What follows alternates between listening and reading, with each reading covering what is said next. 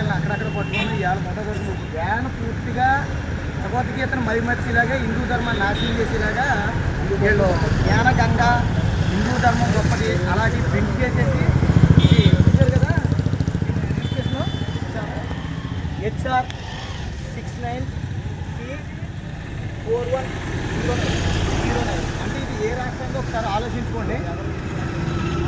అంటే ఇలాంటి వ్యాన్లో దగ్గర ఈ రాష్ట్రంలో చాలా తిరుగుతున్నాయి. అంటే హిందూ ధర్మాన్ని నాశనం చేయాలని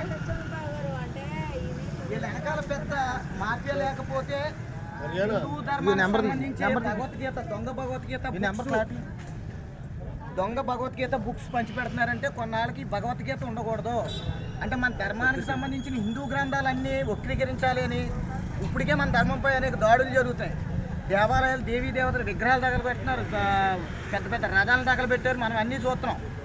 అలాంటిది ఇప్పుడు మళ్ళీ మన ధర్మానికి సంబంధించిన గ్రంథాలను కూడా వక్రీకరించాలని